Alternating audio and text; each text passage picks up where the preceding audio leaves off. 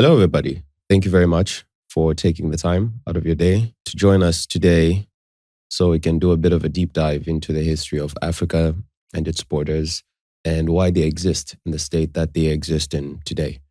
This is a topic that I got a bit of interest in after having lived through the experience of being born in a different country and moving to another country and going back and forth between African countries in the last 6 years that I've been living in South Africa, and how tedious of an experience that can be sometimes. The history of Africa and its borders obviously leads back to colonialism. That's the easiest answer that you can give somebody if they asked you why Africa and its borders are structured in the way that they are. I have a feeling most places on the planet have the borders that they have today, in some part due to some form of colonialism. But the history of colonialism in Africa as well actually goes very, very far back, before the Europeans arrived here and started carving up territory for themselves. If you go all the way back to the time of the Egyptian kingdom, when they would be powerful, when they would be less powerful, their borders would ebb and flow, and they were at constant war with the Cushites and they were at constant war with the Canaanites. You look at the establishment of Phoenician colonies like the Kingdom of Carthage or the colony of Utica and so on and so forth. The story of colonization in Africa goes back a very, very long time. There's some people that might even posit that the movement of certain groups from Central and Western Africa down into Southern Africa is a form of colonialism, which is not something I would argue against, but not something I would holistically agree with. So when it comes to the colonization and the colonialism that started to happen for Africa to have the borders that it has today, we have to, I guess, start with the first country that was colonized in your classic European 1700s type colonialism, and that would be South Africa, which is where I am right now. South Africa was the first country to be colonized in the classic sense, and that was with the arrival of Jan van Riebeeck, who was a Dutch settler who arrived in Cape Town in 1652 for the purposes of setting up a refreshment station to service ships that would take the route around the Cape, going to India and going back to Europe. And the basic idea with Jan van Riebeeck was he would come down here, form a settlement, start farming, obviously because the Dutch are very, very good farmers. They're amongst the best farmers on the planet, if not the best. And he would then take all of the stuff that he farms and he would sell it to all of the ships that were passing along, and he would help refurbish some of the ships. And that was the basic idea.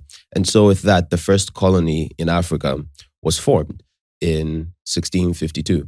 And then beyond that point, the second country to be colonized in Africa in the classic sense, as far as I know, not all of this information is going to be 100% correct. And if I'm wrong with some of these things, I encourage people to point that out in the comment section, because we're all just trying to learn as much as we can here. But the second country to be colonized was Sierra Leone. And that happened in 1787. That was almost 100 years before the Berlin Conference happened, which we will get to in a little bit.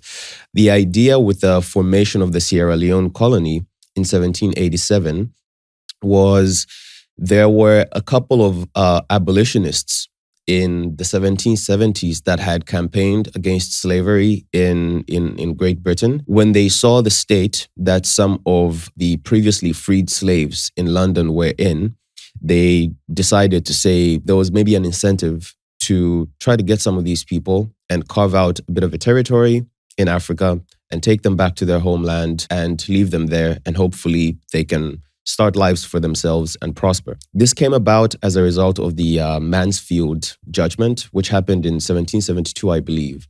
And this is a judgment in the UK that basically made it illegal to take slaves from the UK and forcibly remove them from the UK to send them to the colonies of Britain. which in that time were in North America.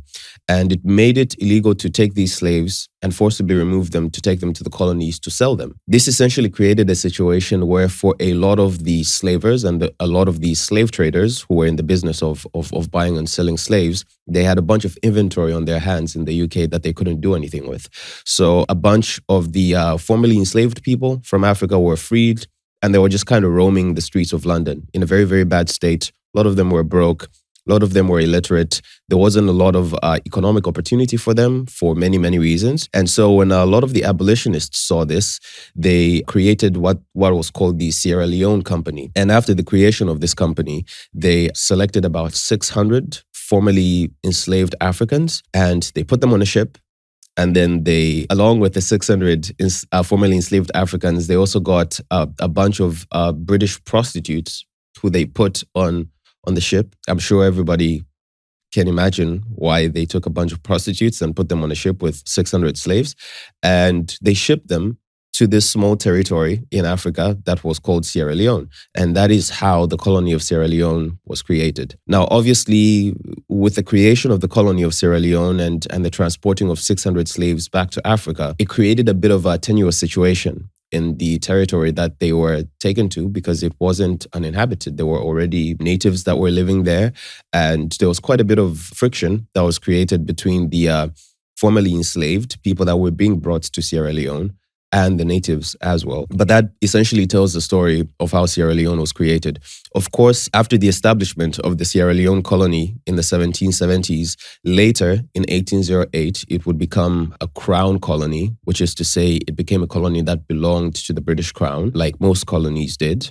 Later, when Britain would carve up quite a bit of Africa for itself. The second colony to be established in Africa was Sierra Leone, and that was around the 1770s. So now we're going to fast forward a couple of years from 1808, after the creation or after the British Crown takes Sierra Leone for itself as its colony. And we're going to introduce this character called Leopold II, who at the time was the King of Belgium. And so Leopold II recognized around the 1860s, 1870s, that if he wanted to establish Belgium as an imperial power and expand the wealth that the Belgian crown had, his attention would essentially have to be turned to Africa, because that was around the time when a lot of the territories that the Brits and the Spanish and the Portuguese owned in North and South America were starting to become independent, and they were starting to kick the British and the Portuguese and the Spanish out. And so Leopold recognizes this, and in 1876, he calls a conference in Brussels, in Belgium, and he hosts this conference, and he hosts a bunch of geographers and a bunch of explorers, and he's hosting this conference to essentially scout talent that he wants to pick to send to this new territory of Africa to try to scope out a place where he can establish himself and establish influence of the Belgian crown. Now, he framed the conference, and he framed his desire to move into Africa as him wanting to bring Christendom and civilization and commerce to the Africans. And he was just trying to be a philanthropic, giving, leader. As, obviously the Africans needed to be civilized, and they needed to be exposed to Western civilization and Christendom and the way that the Europeans did commerce. So he hosts this conference in 1876. And after he hosts this conference, he handpicks Henry Morton Stanley, who was a famous journalist and a famous explorer. He hires him, and for the next 5 years, Henry Morton Stanley essentially traveled up and down the Congo River Basin. He was setting up trading posts. He was building roads. He was persuading local chiefs to sign treaties with Leopold II. With some of these treaties, today, it's been recognized that when they were signed and shipped back to Belgium, they would be doctored a little bit to be more favorable towards Leopold. And it's also worth noting that for a lot of these people who are signing these treaties, whether they were being signed in Dutch or French, which are the two main languages that are spoken in Belgium, most of the chiefs that were signing these treaties weren't literate in any of these languages. And the idea of signing treaties is one that wasn't super common and super prevalent in the way that many, many groups in Africa went about forming treaties and went about forming agreements. So already from the get-go, there's a bit of an exploitative approach to gaining influence, which is something that gets worse as we are going to dive into this. Okay, so we're at the point now where Leopold has obviously hired Henry Morton Stanley, and Henry Morton Stanley has spent the last 5 years essentially laying the groundwork for Leopold to move into Africa and establish his influence and his ownership over the region of Congo. Now, when Henry Morton Stanley is done doing all of the work that Leopold called him to do in the Congo, Leopold now is ready to carve out his territory and claim ownership over it and establish his colony. What Leopold recognized is that if he was going to be able to do this and be able to hold on to this territory that he wanted to claim for himself, he had to gain the support of all of the other powerful Western nations and get them to recognize and acknowledge his ownership and his right over the region of the Congo. After he recognizes this, and with all of the groundwork laid, he then calls a conference and calls all of these very, very powerful nations to sit together so that he can pitch this idea to them and basically say, there's this little chunk, well, not little, but there's this chunk of land within Africa that I have chosen for myself. I have signed these treaties, and I need you guys to recognize that this region in Africa is mine. And so this conference is the Berlin Conference, which is where the famous or infamous Scramble for Africa happened, because when he calls all of these countries and they see what he's done and what he's trying to do by getting them to recognize his authority over all of these territories, they also realize that, maybe there is something to shifting our attention away from North and South America to this place that nobody knows much about. Well, nobody in Europe, anyway. As they are recognizing and acknowledging Leopold's dominion over this territory, they also now start carving out a few bits for themselves to claim and to own. Because at the time, obviously, as I mentioned before, they were being kicked out of North and South America. It was also a very pivotal time, because that's around the time that slavery was being abolished and it was starting to become more unfavorably looked upon by most people within all of these Western circles. And slavery itself was a very, very expensive exercise. It was expensive to get slaves, to transport them to the UK, then transport them to the colonies, make sure you feed them and keep them alive throughout doing all of this. When you're working them on the land, you need to make sure that you give them a space to live. You need to make sure that you've taken care of all of that. And all of that was very, very expensive to do. So the strategy of all of these countries was starting to shift from owning and taking all of these slaves for themselves on their territories to basically having small territories within Africa where they kept large pools of labor that they didn't have to administer to the same extent that they did when they were taking slaves and shipping them all over the world.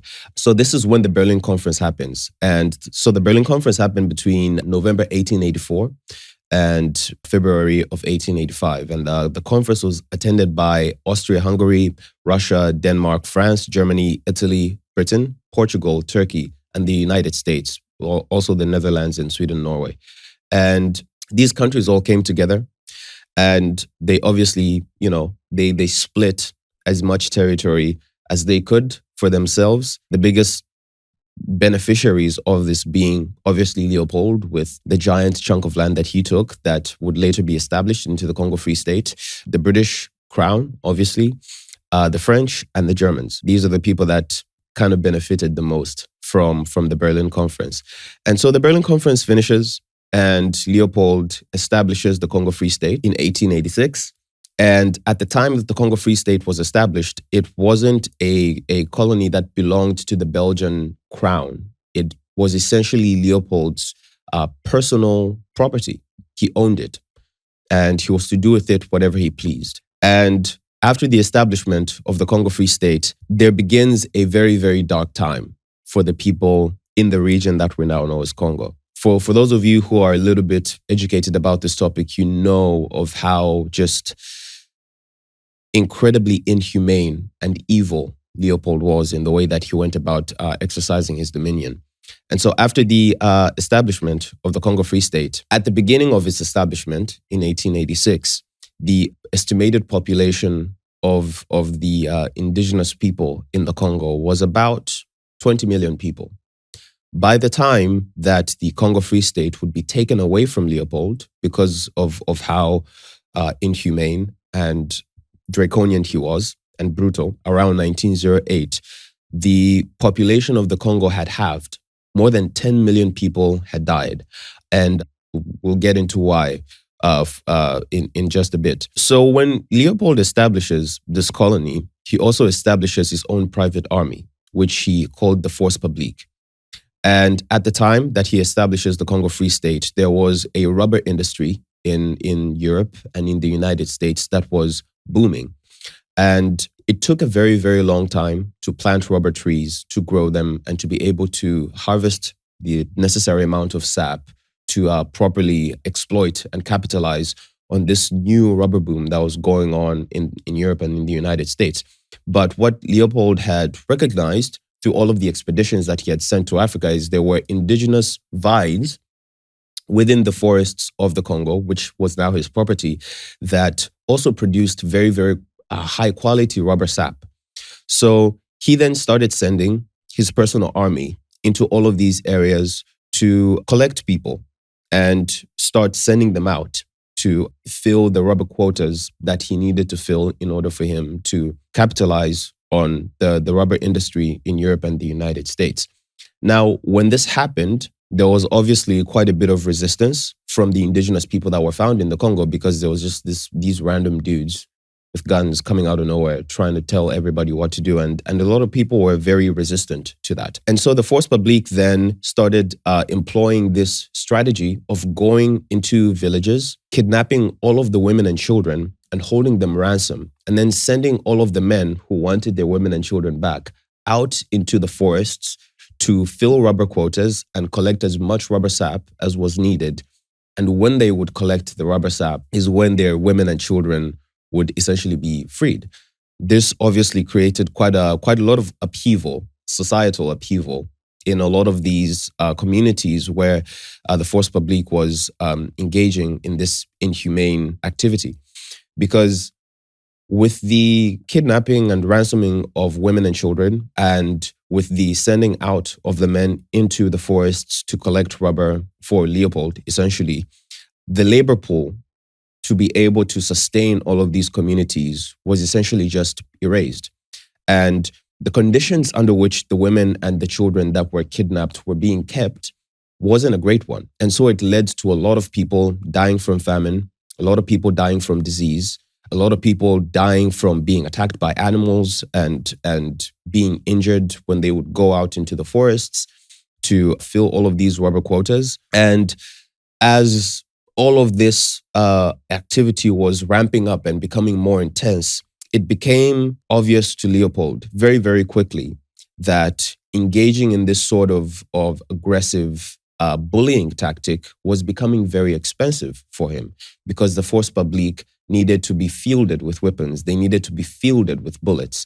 And when they realized how much of a cost it is becoming for them to constantly replenish the Force Publique with bullets and with guns, the captains and the leaders of all of the groups of soldiers in the Force Publique that were in charge of them started demanding that all of the soldiers who were sent out with guns and bullets prove, whenever they would use a bullet, that it was actually used to kill somebody. And what emerged from that is one of the most inhumane ways of proving that they actually did this. And so what the soldiers from the Force Publique would do when they would shoot somebody and kill them, in order to prove that they actually did kill somebody, they would sever off an arm or a leg and take that to their captain or to their commander to basically prove that all of these bullets that I used were actually used to kill somebody. Of course, it was the case that sometimes when people would use bullets, they wouldn't actually kill anybody, or sometimes people would just lose bullets. And there were some cases where they actually sold them. And because of all of this activity, it became a very common practice for soldiers to just grab a person who was alive and just sever their arm off or sever their leg off and go and present it to their captain or commander to say, I used this many bullets and this is the proof that I used this many bullets. And that obviously led to a lot of people dying. It obviously led to a lot of people being amputated and losing limbs.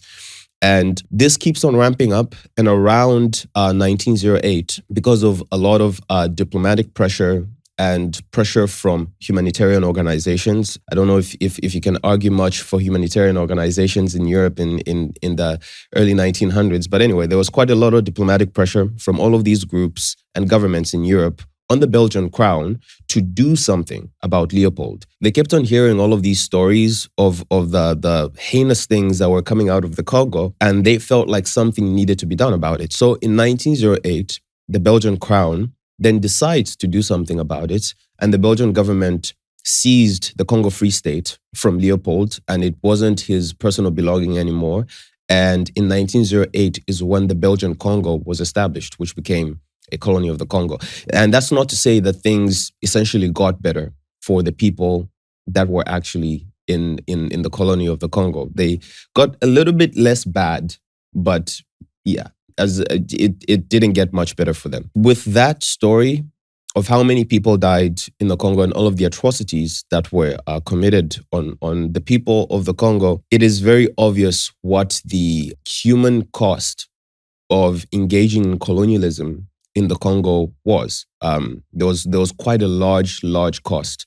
And at this point, I would like to also highlight a few of the other massacres that happened in other areas that were seized as colonies by the Europeans, some of them before, some of them after the Congo Conference or the Berlin Conference. The first one that I want to highlight is the Herero Nama massacre, which happened in 1904. So the Herero and the Namakwa are groups of people that are indigenous to Namibia. When the Germans were arriving in Namibia, because Namibia was a German colony before the First World War, and then after the First World War, all of Germany's colonies were taken away and they were shared amongst the other European powers. But in 1904, when some of the Germans were arriving, the Herero rebelled against some of these people who were arriving. And there was a German outpost somewhere in the territory that belonged to the Herero who they attacked. The Herero attacked this German outpost and they killed all of the people there. And so the German government hears this, and obviously they take it as an act of war and something that will not be tolerated. And to essentially retaliate to the Herero for this act of war that they committed on the Germans sent a general by the name of Lothar von Trotha to Namibia. Now, Lothar von Trotha was very famous for how brutal and how unforgiving and aggressive he was when it came to executing military conquest. And so when the Germans were sending him, the intent was obviously to send someone who would stamp this out very quickly and very decisively. And that's exactly what Lothar von Trotha did. So they sent von Trotha with a couple of thousand German soldiers, and they fielded them with the latest weaponry at the time. And von Trotha touches down in Namibia, and he starts mounting his resistance to the Herero.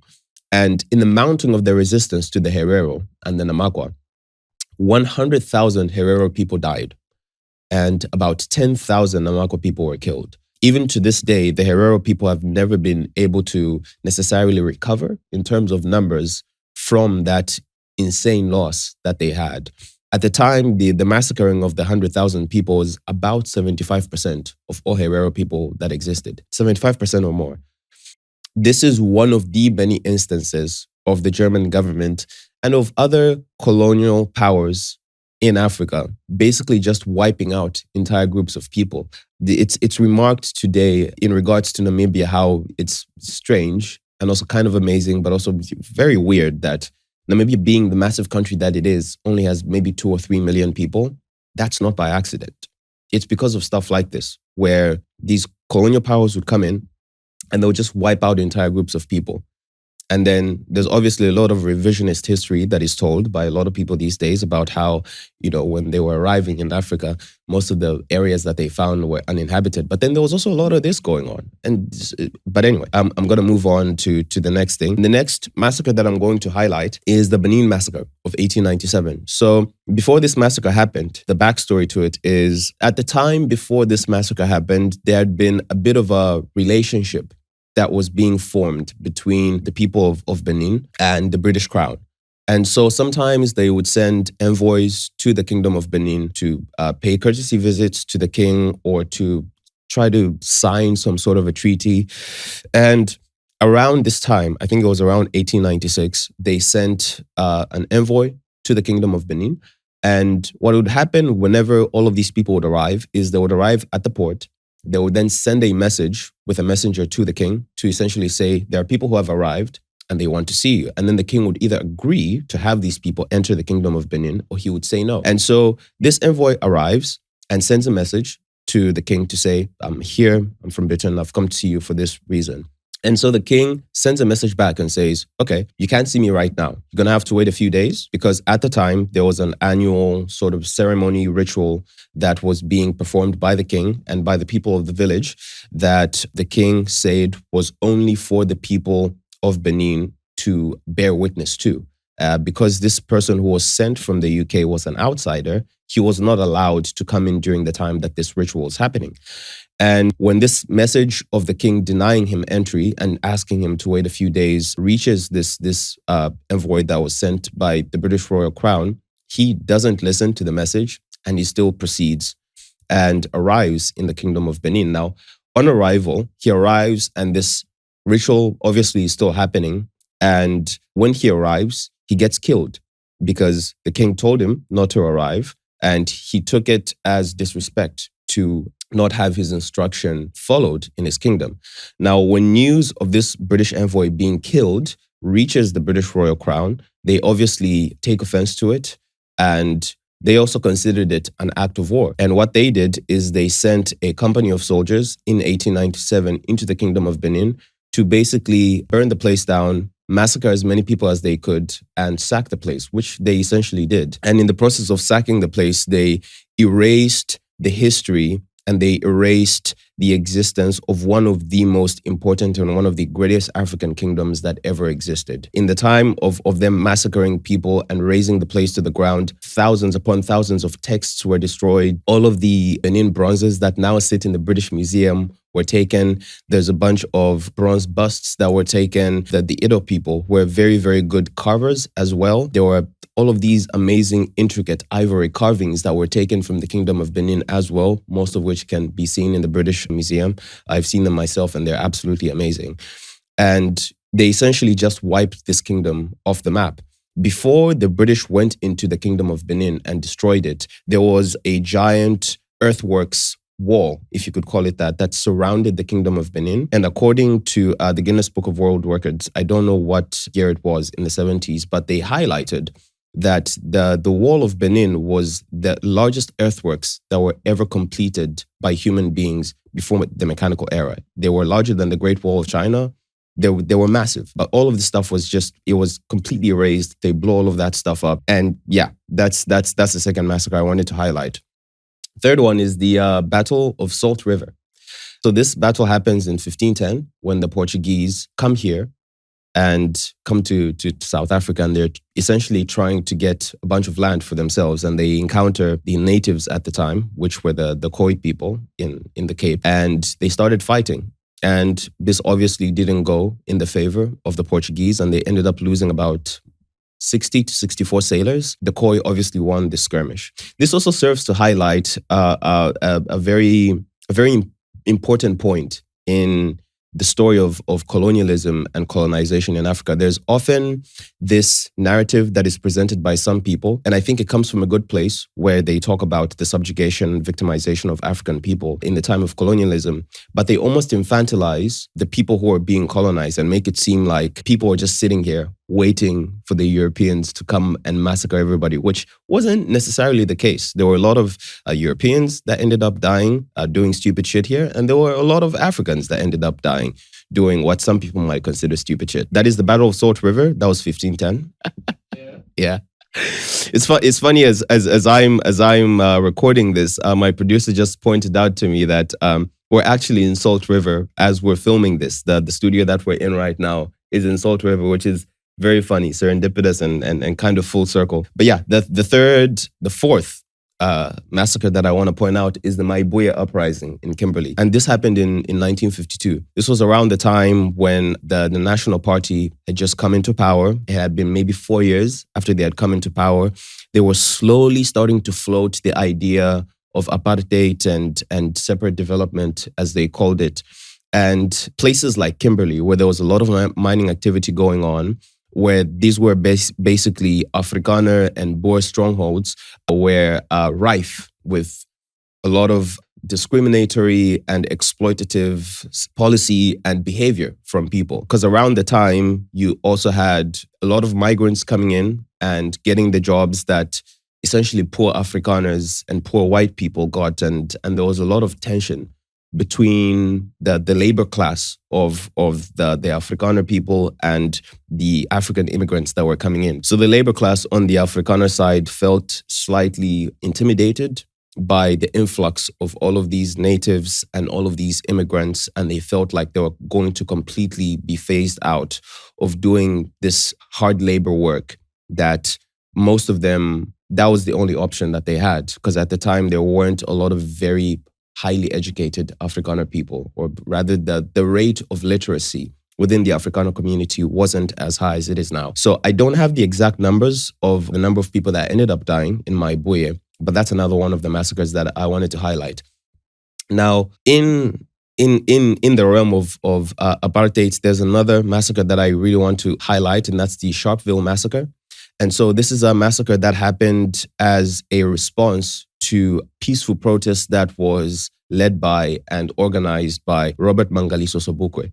And so he was an activist during the time of apartheid. And when the policy of Black people needing to move around with some sort of a dompas was created. So the dompas is basically this document that was created by the apartheid government that would be given to non-white people. And it basically highlighted what somebody's name was, where they stayed, or the part of the city that they stayed in. And it left space for there to be stamps that were put into all of these passes to essentially allow movement of non-whites within certain whites-only areas for a limited period of time. And in order for you to be able to have free movement within these areas, you needed to have your Dom Pass with you, which was basically your passport and visa to come into these places.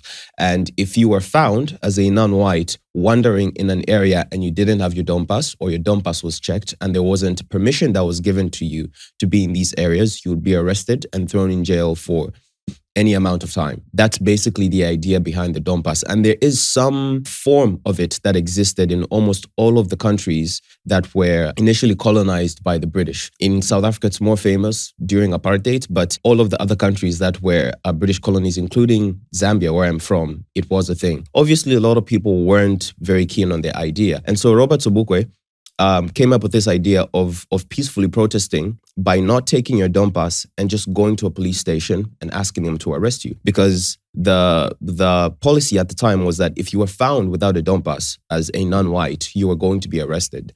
And so what happened is all across the nation, thousands upon thousands of people then did this. They peacefully protested, they left their Dom Passes at home, and they handed themselves into police stations to be arrested. The response from the police force and from the apartheid government was to just open fire on a bunch of these groups. More than 150 people ended up being injured. About 91 people ended up dying, unfortunately. And yeah, that's another one of the massacres. The last one that I'm going to be highlighting here is the Piet Retief delegation massacre, which happened in 1838. So when the British started sort of arriving in South Africa, you had a bunch of Afrikaner people who had been living in the Cape and in the Cape Colony for a very long time being forced out, which led to the Great Trek. And so you had a bunch of Afrikaners moving inland to Africa and creating settlements for themselves. And one of those people was Piet Retief.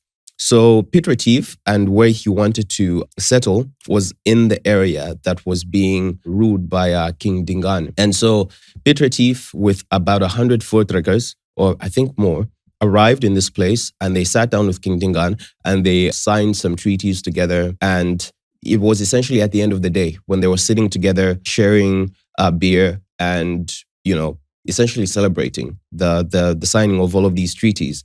And what they didn't know was that that was actually an ambush for them. So as they're sitting in this tent, King Dingane then shouts very loudly to say, "Kill the wizards." And so Piet Retief and about 100 Voortrekkers were killed that day. And yeah, that's the Piet Retief delegation massacre.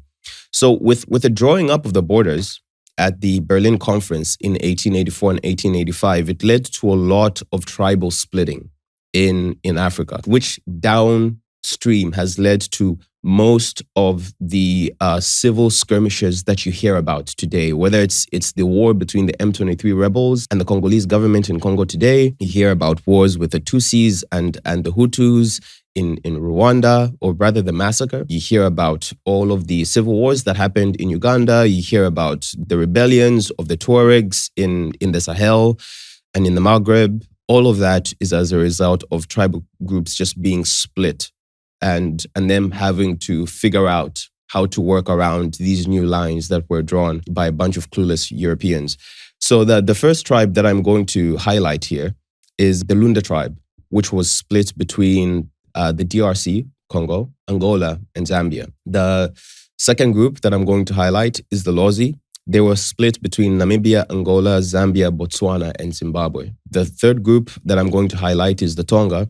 And this is a very interesting one, because this happened as a result of the British colonial administration at the time wanting to build the Kariba Dam, because the place where the Kariba Dam exists now used to be a valley where the Tonga people lived. But in order for the British colonial administration to create the Kariba Dam, they had to displace these people. There was about 53,000 Tonga people at the time. 21,000 were taken to the Zimbabwean side, and about 22,000 were taken to the Zambian side. And then you have the Bemba, who were obviously split between Congo, Zambia, and some parts of Tanzania as well. You've got the Chewas, the Nguni, and the Tumbuka, who were split between Malawi, Zambia, and Tanzania. And then you've obviously got the Tuareg, who were split between Mali, Niger, Burkina Faso, and Algeria. Now, the number of tribes that were split across different borderlines is endless. Okay, Africa on its own already has about 2,000 indigenous groups. It's got over 2,000 languages that are spoken. So in order for me to highlight all of the different tribes that may have been split across borderlines would take days upon days. I think that might maybe warrant its own episode at some point. But that was just to highlight a few of them, so you can have an idea of how random and arbitrary the way that these lines were being drawn was. So now I wanted to get to why these borders kind of still exist today, because we've established when they were drawn, why they were drawn, and how they were drawn. So we obviously have all of these tribes that have been split across all of these countries. So that begs the question, why are all of these borders still existing in the way that they're existing? Especially because on paper, most if not all African countries are free from colonialism, or at least we're supposed to think that. So the reason that all of these countries have the borders that they have, which were basically drawn at the time of the scramble for Africa, is because of an organization called the OAU, and that stands for the Organization of African Unity. Now, the OAU is an African intergovernmental organization that was established in May of 1963. In Addis Ababa, Ethiopia. And its aim was to basically encourage political and economic integration amongst the signatory states, or the member states, rather. At the time of its establishment, there were, I believe, 33 signatory governments. And so, yeah, their aim is to encourage economic and political integration amongst all these African countries, and to also eradicate colonialism and neocolonialism in Africa. How well they've done in encouraging the eradication of colonialism and neocolonialism is subject to opinion. Personally, I don't think they've done a very good job at doing that. I think they're agents of neocolonialism to some extent, but that's a topic for another day. So this organization at its establishment had a charter.